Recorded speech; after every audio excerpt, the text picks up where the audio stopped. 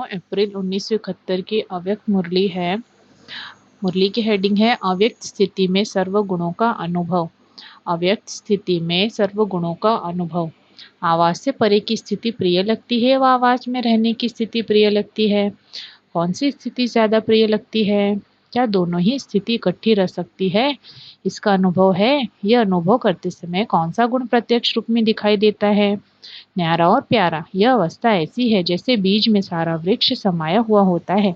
वैसे ही इस अव्यक्त स्थिति में जो भी संगम युग के विशेष गुणों की महिमा करते हो वह सर्व विशेष गुण उस समय अनुभव में आते हैं। क्योंकि मास्टर बीज रूप भी है, नॉलेजफुल भी है, तो सिर्फ शांति नहीं लेकिन शांति के साथ साथ ज्ञान, अतीन्द्रिय सुख, प्रेम, आनंद, शक्ति आदि आदि सर्व मुख्य गुणों का अनुभव होता है। न सिर्फ अपने को लेकिन अन्य आत्माएं भी ऐसी स्थिति में स्थित हुई आत्मा के चेहरे से इन सर्व गुणों का अनुभव करती है। जैसे साकार रूप में क्या अनुभव किया?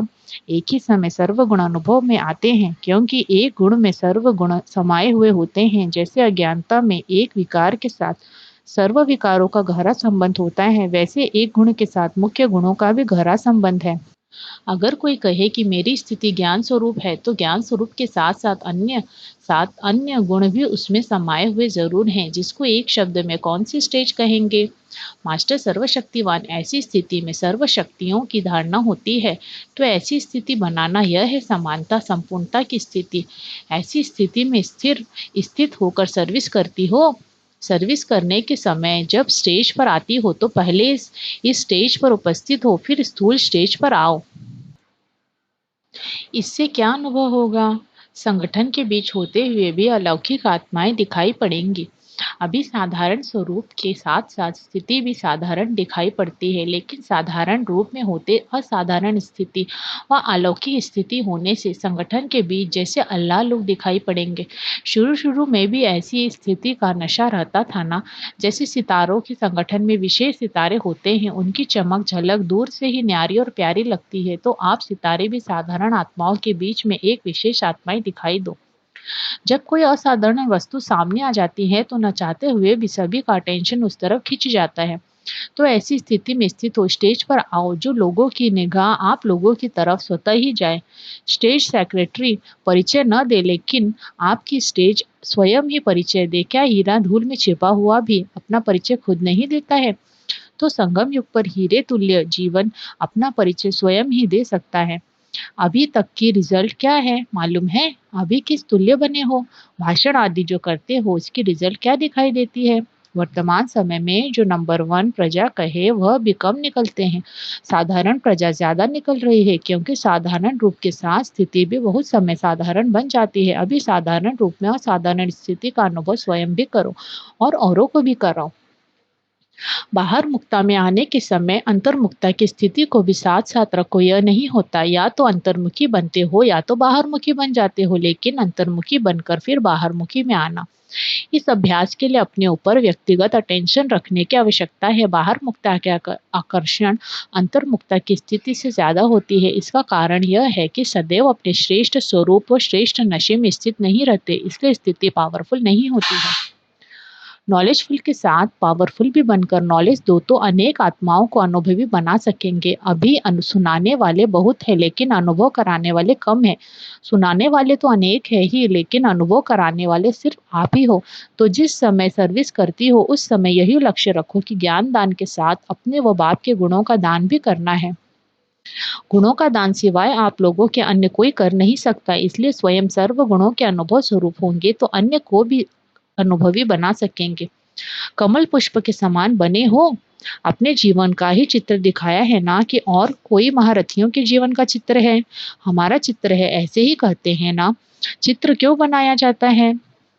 चरित्र का ही चित्र बनता है, तो ऐसे चरित्रवान हो तब तो चित्र बनाया है ना।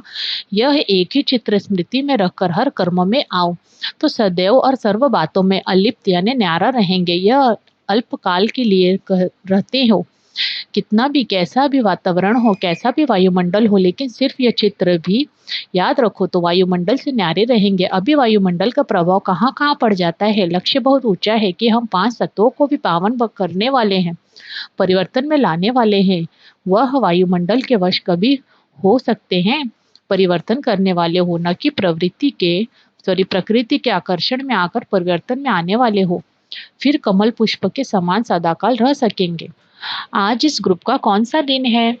अब थ्योरी पूरी हुई, प्रैक्टिकल पेपर देने जा रही हो। अब यह ग्रुप अन्य सभी ग्रुप से विशेष क्या कार्य करके दिखाएगा? कितने समय में और कितने वारिस बनाकर लाएंगी? थोड़े समय में अनेकों को बनाएंगी। इन्होंने वायदे तो बहुत किए हैं, फंक्शन ही वायदों का करते हैं। जितने वायदे करती हो उन सभी वायदों को निभाने के लिए सिर्फ एक ही कायदा याद रखना। कौन सा? जीते जी मरना। बार बार जीते जी मरना होता है क्या? बाप दादा सदैव हर एक में सभी प्रकार की उम्मीदें रखते हैं, लेकिन उम्मीदों को पूर्ण करने वाले नंबरवार अपना शो दिखाते हैं। इसलिए इस ग्रुप को मुख्य एक वायदा याद रखना है। सारे कोर्स का सार क्या था? चित्रों में भी मुख्य चित्र कौन सा प्रैक्टिकल में दिखाएंगे जिससे बाप दादा को प्रत्यक्ष कर सकेंगे?